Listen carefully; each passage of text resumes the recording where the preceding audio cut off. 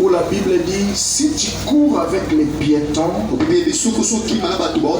tu ne peux pas, tu n'es pas capable. Alors comment sauras-tu courir avec des chevaux? Si dans les temps normaux, tu n'arrives pas à prier, tu n'arrives pas à servir Dieu, alors tu le sauras seulement dans les temps difficiles. La vie chrétienne n'est pas trop loin de la course, n'est pas trop loin de sport. Quand tu verras l'apôtre mentionne dans la plupart de ses épîtres, l'athlète n'est pas couronné s'il n'a pas combattu selon les règles. Et quelque part l'apôtre dit, je cours non comme à l'aventure, mais je frappe non comme battant en l'air, mais je discipline mon corps après pour ne pas être disqualifié après avoir prêché à d'autres.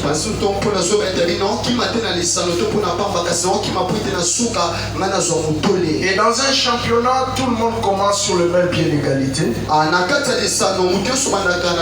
Il n'y a pas une équipe qui reçoit des points par rapport à d'autres. Mais plus on avance, il y a d'autres qui augmentent leurs points, il y a d'autres qui se sentent disqualifiés. Voilà pourquoi avec Dieu, ce n'est pas toujours les débits qui comptent. Et le Seigneur a dit, il vaut mieux la fin d'une chose que son commencement. J'entends quelqu'un dire Amen. Notre grand thème, c'est mon temps des sorties et des entrées. Pourquoi nous avons utilisé ces possessifs? Mon temps. Ça veut dire que tu dois t'en approprier. C'est pas le temps du voisin. C'est ton temps de sortie et des entrées. Et tu dois en être conscient que plus que jamais, je dois sortir. Et tout ce qui n'est pas dans la volonté de Dieu pour entrer dans les plans de Dieu, dans la course de ma destinée. J'attends quelqu'un dire Amen. Alors, gloire soit rendue à Dieu. Hier, nous étions bénis par le révérend Jérémie Léa, qui nous venait de Kitambo. Il nous a sérieusement bénis, malgré la pluie. Que Dieu bénisse tout ce monde qui sont toujours en train de manifester leur héroïsme. Amen. Alors pour ce soir, nous avons eu la grâce de recevoir une grande onction. Lui, c'est le révérend pasteur Willy. Amen. Il est le pasteur principal de l'église Jésus la Porte. Jésus la Porte, c'est une grande communauté qui tire ses racines à Kananga. C'est là que se trouve leur assemblée centrale.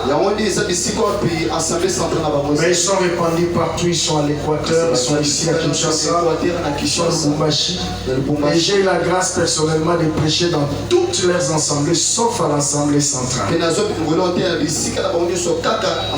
J'ai prêché dans leur assemblée de Lubumbashi, Mbandaka, même n'en parlons pas. Amen.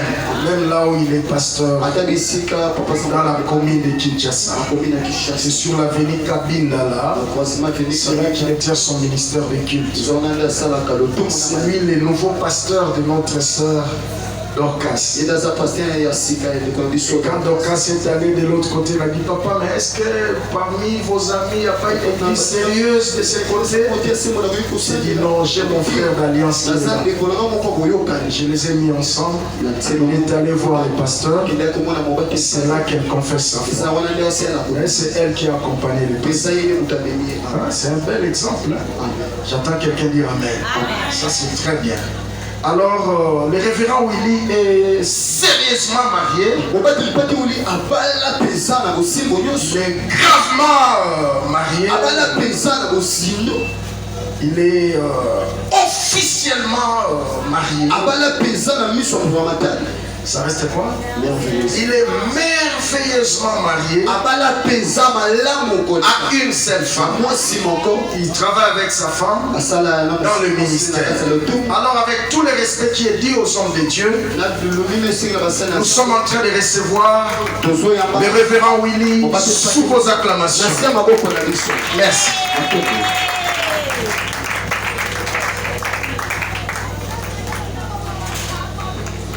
Amen.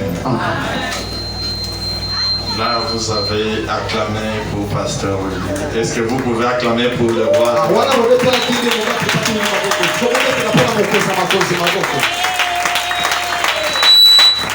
Amen. Mettez-vous s'il vous plaît. Bien-aimé, que mon Dieu te bénisse. J'espère que tous les enfants des semelles sont comme ma fille Dorcas. Parce que namataki na esengo tant na Monica bilongina bino na bangi. C'est belle. En tout cas, j'espère que les généraux na ba colonel ya armée bazawa tela. Bozaba na Nzambe. Bozande ba généraux na ba colonel ya armée céleste. Oyo ya biso ya armée céleste bazala na esengo. Nalingi popesa ngata mwa sourire pour nazwa courage à voter. Betata mololo na maboko ya te. Beta mololo na encouragement na maboko. O mama na beta mololo ayete. Afani transporter de mololo. Beta lisusu mololo. Anakasa kotika takiti wana pona beta na sambe milolo. Na te anakasa kotika kiti. Na kanisa kotika kiti na maboko na milolo na yo. Beta anakasa kotika kiti. Na kotika na wadibela. Bobaliki oya chebiso na koyamba. Aboza fantastique. Que mon Dieu vous bénisse. Oui, avant de commencer, je vais m'acquitter du devoir sacré. À tout Seigneur, tout honneur. Je dis merci à notre Dieu. Notre Père qui a une grande maison où il y a plusieurs chambres. Moi je viens d'une chambre qui s'appelle Jésus la porte. Pour entrer dans l'autre chambre qui s'appelle Sémé. Que la gloire revienne à notre Dieu. Et sérieusement, ce n'est pas Dieu qui est venu me tirer à la main. Il a utilisé son serviteur, mon frère d'alliance, l'homme de Dieu très humble. Grâce à lui, je découvre tous ces jolis visages que je vois. En tout cas, au début, ça n'a pas mandambo bambeli ou Jésus la porte. Aussi au Pessinga Moko, mais la monnaie belle à Batondi. Je dis merci à l'homme de Dieu. Et à travers lui, comme on dit, derrière un grand homme se cache une grande dame. Je salue aussi maman. Mais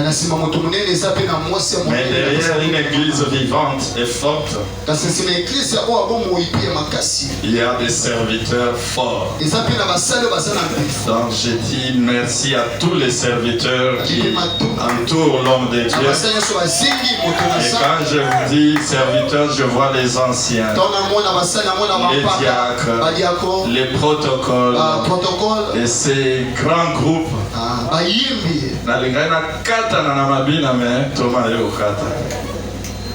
Et tous les héros dans l'ombre, les intercesseurs. Mais imaginez-vous qu'il y a maintenant ceux qui sont plus grands que tous. C'est vous qui êtes là. Je vous dis sincèrement merci. Imaginez-vous ce qu'il a dit maintenant.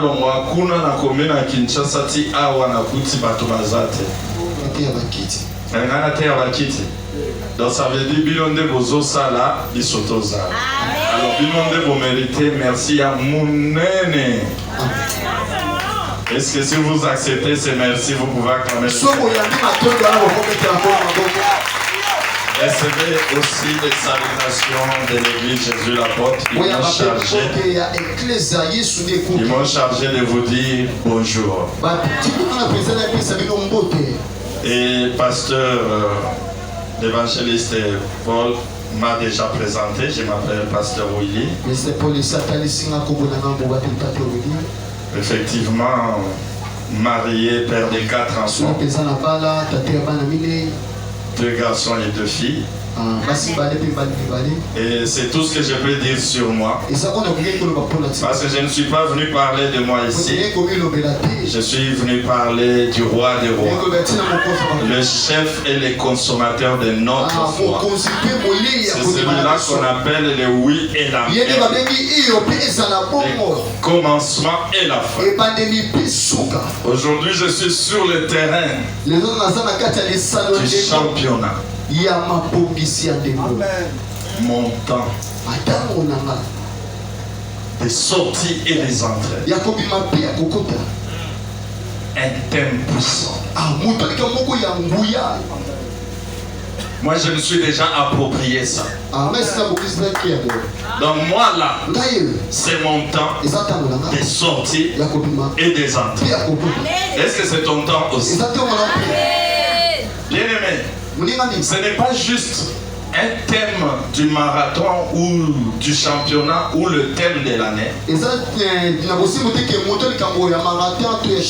l'homme de Dieu s'est réveillé, il s'est demandé, bon, année autobaptisant, non, c'est pas ça. Quand on vous communique un thème, nous savons comment nous recevons les thèmes. La prière que nous faisons, c'est de dire, Seigneur, qu'est-ce que tu as prévu pour tes brebis cette année? Et Dieu a dit à son serviteur que cette année, pour les enfants des semaines, c'est leur temps des sorties et des entrées. Bien aimé, ce n'est pas un slogan. Vous savez, Christ avait dit, vous serez mes témoins. Amen. Moi, je suis un enseignant de la parole. Donc pour moi, chaque mot de la Bible a un sens. Au minimum. Mais derrière un mot, il peut y avoir plusieurs révélations. Quand Christ dit, vous serez mes témoins, c'est qui un témoin? Un témoin, ce n'est pas celui qui a entendu raconter une histoire. Un témoin, c'est celui qui a vécu. Et ça l'a bon mot. Ce que l'on dit témoin, il faut vivre l'histoire en God. Christ n'a pas dit que vous serez mes historiens. Christ avait dit que vous avez des historiens. Muto azobeta lisolo ya batu mususu aza historien. Témoin azobeta lisolo na ye moko. Amen. Donc le temps des entrées et des sorties, ce n'est pas que nous voulons nous contenter de vous raconter l'histoire de Jacob. Ce qui te dit que l'histoire de Jacob, tout ça, nous sommes dans l'histoire. Mais le but de ce championnat, ce n'est pas de faire de toi quelqu'un qui va aller raconter aussi l'histoire de Jacob. Mais c'est pour que tu sois celui qui va raconter ta propre histoire. Et c'est ça le témoignage. Amen. Et je sais qu'on vous a suffisamment parlé sur qu'est-ce que ça veut dire sortie et entrée. Et aujourd'hui, moi je vais ajouter juste une petite pierre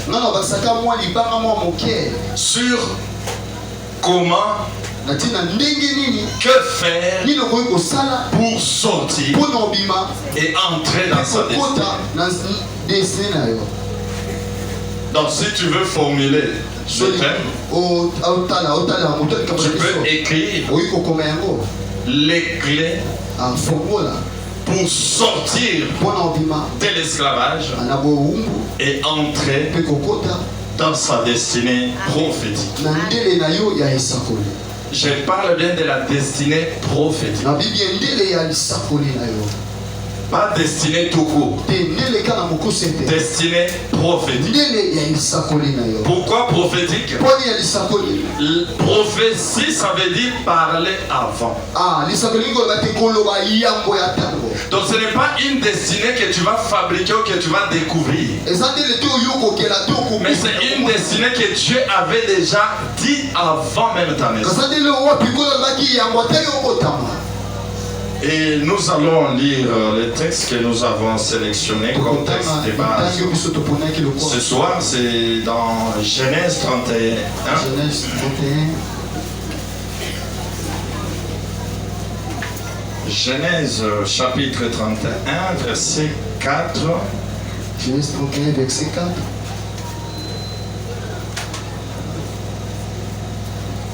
Et nous allons... Je lis jusqu'à ce qu'on va s'arrêter. Jacob fit appeler Rachel et Léa qui étaient au champ vers son troupeau.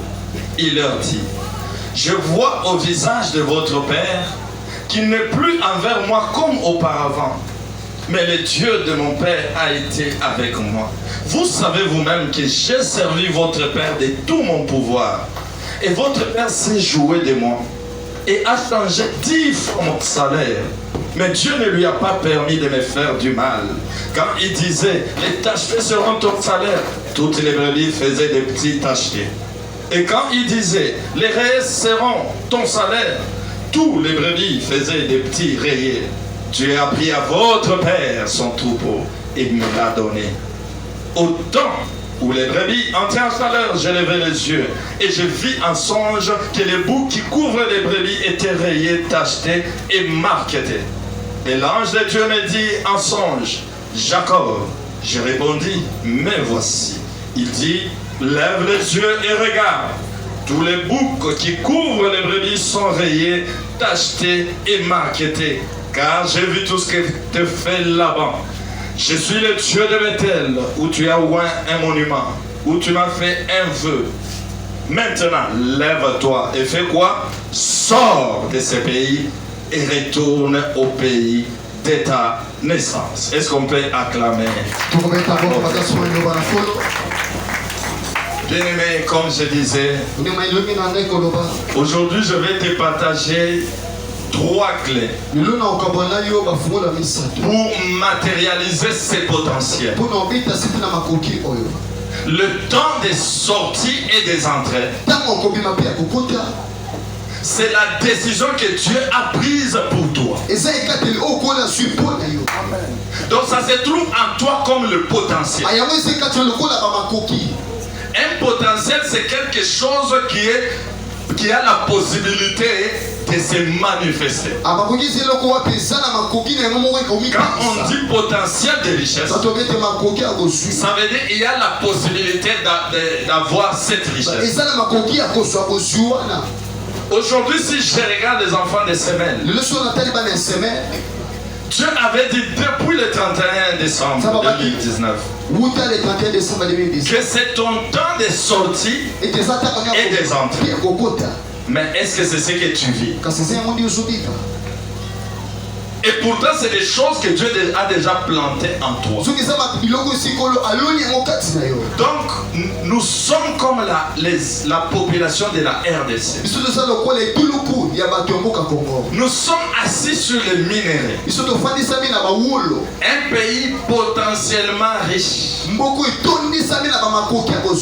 mais avec une population pauvre. Kibobola na biso ekomisi ba minéraux na biso ya lokuta te. Amen. Est-ce que bobola congolais ne komisi ba cuivre na ba coltan ya lokuta? Donc ça veut dire le fait que tu ne vis pas ça, ça ne veut pas dire que ce n'est pas le temps des sorties et des entrées. C'est exactement comme la population de la RDC. Ce qui manque un, la volonté. Et deux, les moyens. Parce que tu n'iras pas sortir les cuivres et l'or avec une houe. Il te faut des engins pour extraire. Il te faut des outils appropriés pour sortir les cuivres du sous-sol et en faire réellement la richesse. Et ce soir, je viens te fournir les outils pour extraire les potentiels des sorties et des entrées, afin que ça cesse d'être une histoire, afin que ça cesse d'être une information, mais que ça soit une connaissance. Amen. Est-ce que vous savez qu'il y a la différence entre avoir une information et avoir la connaissance? Je le partage avec l'homme de Dieu dans le bureau. L'information, tout le monde peut l'avoir. Mais la connaissance, ce n'est pas tout le monde. Ce qui te tourne à nani aibinde nini baswanyaka ba miyome ya ba mama biso nyonso toyoka ke il faut ba opérer ba bimisi miyome batongi moto asali nini abiki nani ayebi yango nani ayoka yango atombola kosala kobanga te nalingi namemela omutu te opérer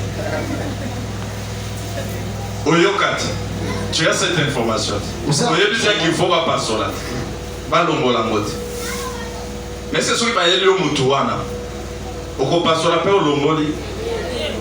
Il faut quelqu'un qui a la connaissance. Un médecin qui peut opérer, enlever les myomes et puis coudre. Et pourtant, tout le monde sait que la solution est Zakara Kofongola, Kotomba. Ça veut dire, nous avons l'information, mais ce qui nous manque, c'est quoi? La connaissance. Donc tu as l'information que c'est ton temps, des sorties et des entrées, mais il te manque la connaissance qui te permet de transformer ces potentiels en réalité. Amen. Et ce soir, je vais partager les trois clés comme je vous ai dit.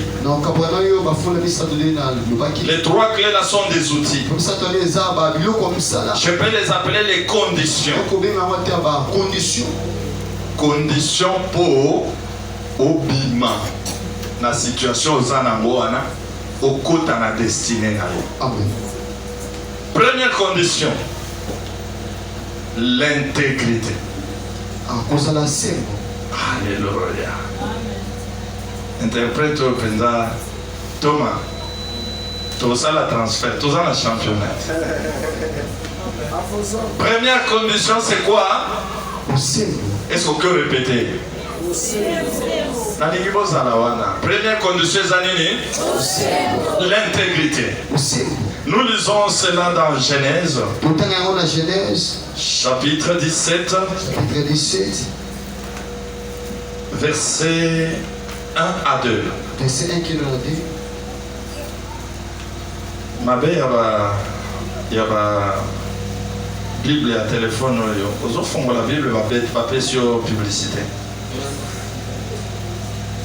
Genèse, chapitre 17, verset 1 à 2. Lorsqu'Abraham fut âgé de 99 ans, l'Éternel apparut à Abraham et lui dit: je suis le Dieu Tout-Puissant. Marche devant ma face et sois intelligent. J'établirai mon alliance entre moi et toi et je te multiplierai à l'infini. Est-ce qu'on peut acclamer la parole de Dieu? Bien-aimé, quand tu lis ce passage, moi ce qui a frappé à mes yeux, c'est qu'Abraham fut âgé de 99 ans. 99 ans. Et pourtant, quand il est sorti de son pays, on dit qu'il avait 70 ans. Oui, Yazaki na 70 ans. Amen. Amen. Il avait entre 70 ou 74 ans. Na 70 ans. Non, 75 ans. Non, 75 ans. Mais ici, Dieu lui a parlé et lui dit, marche devant moi et sois intègre, je t'ai multiplié. Écoutez bien. Et c'est ce jour-là que Dieu change même le nom d'Abraham. De Abraham à Abraham. Mais au bout de 24 ans, presque 25 ans, donc il y a 25 ans, Abraham marchait devant qui? Abraham était béni ou il n'était pas béni? Nous voyons qu'Abraham était béni. Et d'après nous, Abraham marchait devant Dieu. Mais il y a quelque chose. Quel que soit les bénédictions que nous avons vues, que nous avons lues, nous avons vu que quand ils se sont séparés avec l'autre, le côté que lui avait choisi, en apparence, ce n'était pas attirant. Mais c'est un côté qui était le plus béni. Dieu l'a béni. Mais il avait des troupeaux au point que le pays où il était, c'était devenu petit. Mais bien aimé, de toutes les bénédictions que tu peux avoir, il y a une bénédiction de ta destinée. Pour Abraham, certes il était béni, mais il lui manquait une bénédiction, la plus importante de sa vie, qui faisait que les autres bénédictions étaient bonnes. Et cette bénédiction c'est quoi? La progéniture. C'est quand vous lisez Genèse au chapitre 15, lisez, si nous lisons le premier jusqu'au 3e, la Bible dit, après ces événements-là, la parole de l'Éternel fut adressée à Abraham. Et jusqu'à là, Abraham. Ne crains point, je suis ton bouclier et ta récompense sera très grande. Boyoka, Abraham a déjà la biloko ebele, mais Boyoka Abraham denga zoloba. Abraham répondit, Seigneur éternel, que me donneras-tu?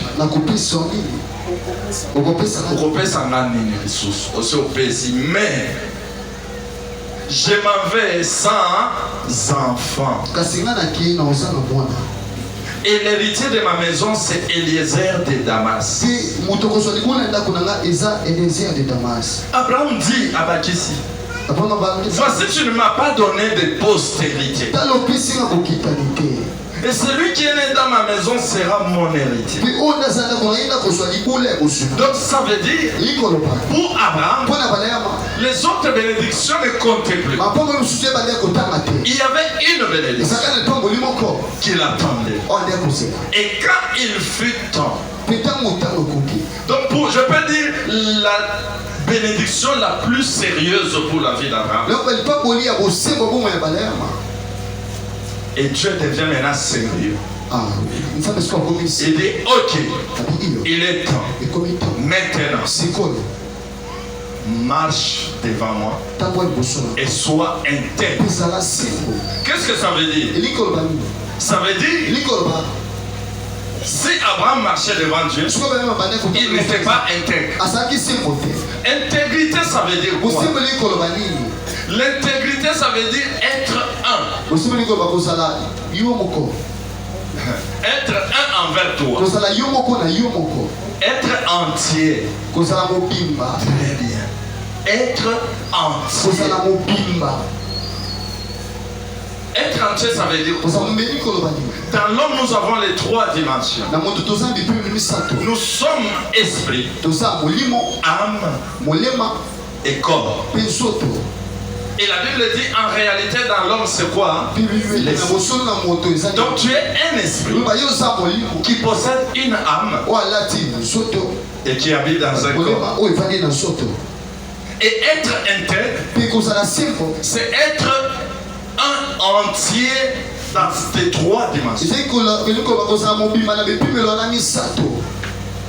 Ce que fait ton esprit, ce que pense ton esprit, c'est ce que ton âme aussi est, et c'est ce que ton corps aussi est. Vous allez bien les comprendre, ne vous en faites pas. C'est pas compliqué. Mais nous pouvons aussi confirmer qu'Abraham n'était pas trop intègre. Pourquoi? Parce qu'à cause de Sarah,